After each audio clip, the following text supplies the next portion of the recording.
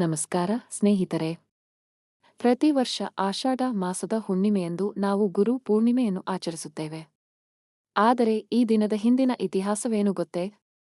ಸಾವಿರಾರು ವರ್ಷಗಳ ಹಿಂದೆ ಜನಿಸಿದ ಮಹರ್ಷಿ ವೇದವ್ಯಾಸರು ಭಾರತೀಯ ಸಂಸ್ಕೃತಿಯ ಶ್ರೇಷ್ಠ ಜ್ಞಾನಿಗಳಲ್ಲಿ ಒಬ್ಬರು. ಅವರು ಮಹಾಭಾರತವನ್ನು ರಚಿಸಿದರು. ಅಲ್ಲದೆ ಅಪಾರವಾಗಿದ್ದ ವೇದಗಳನ್ನು 4 ಭಾಗಗಳಾಗಿ ವಿಂಗಡಿಸಿ ಸಾಮಾನ್ಯ ಜನರಿಗೂ ಜ್ಞಾನ ತಲುಪುವಂತೆ ಮಾಡಿದರು. ಈ ಅಪೂರ್ವ ಸೇವೆಯಿಂದ ಅವರಿಗೆ ವೇದವ್ಯಾಸ ಎಂಬ ಹೆಸರಾಯಿತು.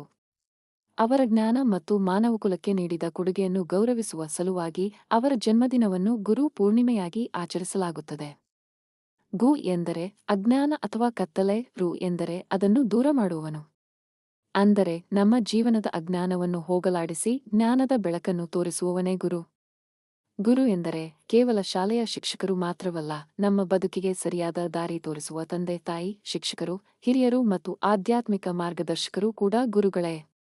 ಆದ್ದರಿಂದ ಈ ಗುರು ಪೂರ್ಣಿಮೆಯಂದು ನಮಗೆ ಜ್ಞಾನ, ಸಂಸ್ಕಾರ ಮತ್ತು ಉತ್ತಮ ಜೀವನದ ಮಾರ್ಗ ತೋರಿಸಿದ ಎಲ್ಲ ಗುರುಗಳಿಗೆ ಹೃತ್ಪೂರ್ವಕ ಕೃತಜ್ಞತೆ ಸಲ್ಲಿಸೋಣ. ಎಲ್ಲರಿಗೂ ಗುರು ಪೂರ್ಣಿಮೆಯ ಹಾರ್ದಿಕ ಶುಭಾಶಯಗಳು. ಧನ್ಯವಾದಗಳು.